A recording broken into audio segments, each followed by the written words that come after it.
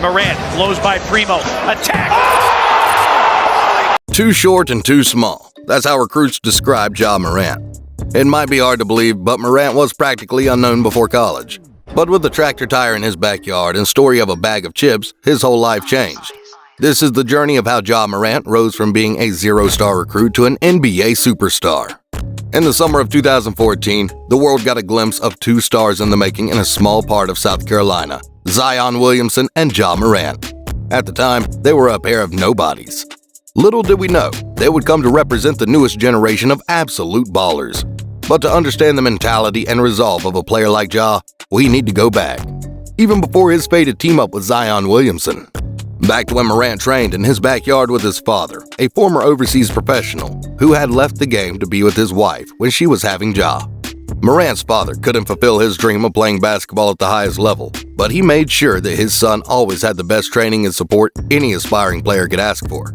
From an early age, Ja learned that basketball was anything but friendly to undersized players. But that didn't stop Ja. If there was one lesson he learned from being around boys that were always taller and stronger than him, it was that it was never about the size of the dog in the fight, but about the size of the fight in the dog.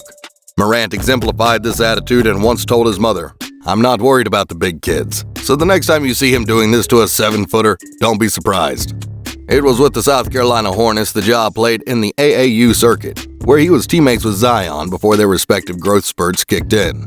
Unlike Zion, Morant hadn't even started dunking at the time, and his prospects seemed dim. Almost no one believed that this lanky 5'10" point guard, who played like a 2-guard, could ever make it to the big stage. And so he trained, and he trained hard with his dad. To help with his bounce, his dad brought huge tractor tires to their backyard and had him jumping on them 25 times after each and every single drill. From there, his bounce went crazy. By his senior year, he was throwing down dunks and averaging a cool 27 points, 8 rebounds, and 8 assists a game. But as his high school career went on, no one seemed to notice. In fact, this isn't even about Ja Morant being underrated, it's that he wasn't even rated at all. As a zero-star recruit, his chances of ever making it to an NBA team seemed grim. However, the winds of fate were blowing in Ja's favor as he had finally hit a growth spurt, launching him all the way up to becoming 6'2". Call it luck, call it fate, call it destiny. Morant's hard work paid off as a coach in Murray State decided to take a shot on the young upstart, a decision that would soon change everything. In a stroke of ironic luck, Ja's future coach only saw the young player when he went to get a bag of chips and saw Morant playing in an open game. Most snack breaks don't result in much, but Murray State's head coach was bagging superstars out there. From there, Ja would never look back.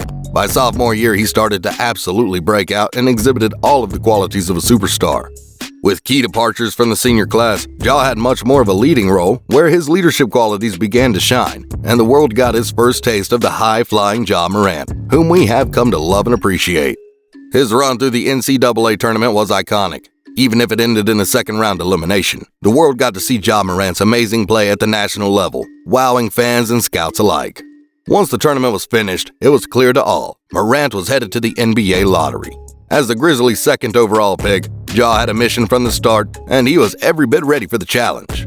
With a chip on his shoulder, the young rookie showed that he wanted to prove something to the world. And just like old times, in perhaps one of the tightest races for the Rookie of the Year, the 2019-20 NBA season came down to the wire between Zion Williamson and Ja Morant. But with the tragic injuries of Zion Williamson, Morant took home the award for himself, winning the Rookie of the Year award while unanimously being named to the NBA All-Rookie First Team. It wasn't until a year later, in the newly implemented play-in tournament, that fans really got to see how Ja would respond with huge stakes on the line, especially when going against the greatest shooter of all time, Steph Curry. Morant finished with a triumphant 35 points, 6 rebounds, and 6 assists to lead the Grizzlies to their first postseason appearance in over 4 seasons. And although the Grizzlies would be eliminated by the Utah Jazz, we finally knew that Ja could walk the walk. If fans thought Morant's tenacity and grit would lessen with more and more success, they were sorely wrong.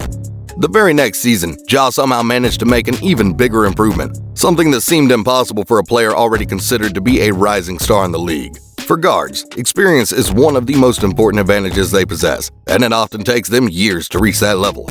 Steve Nash, Chris Paul, Steph Curry, you name it. All of them took years to develop into absolute superstars. Yet Morant, an inexperienced and raw guard, managed to make a huge jump and an immediate impact on his game and his team. As the point guard of a newer generation, one that comes after the scoring geniuses of the 2010s like Kyrie and Rose, Ja had learned to master his athleticism while finishing with a soft touch around the rim. It's not hard to imagine that Morant continues the legacy of these offensive maestros who control both their teammates and the pace of the game to their advantage. His efficiency on the court, along with his ungodly athleticism, was visible to all when he rocked out against the San Antonio Spurs, scoring 52 points on an unbelievably efficient 22 of 30 shots from the field. There's one other factor to his game. Ja does not rush his shots, no matter how tough his opponent makes it for him.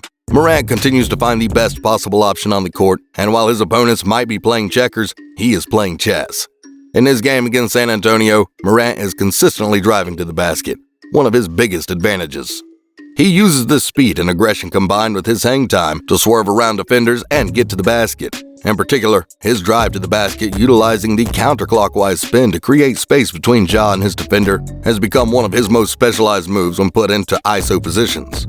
In traffic, Morant is crafty and his change of pace while maintaining control is really something you don't see from high-speed players.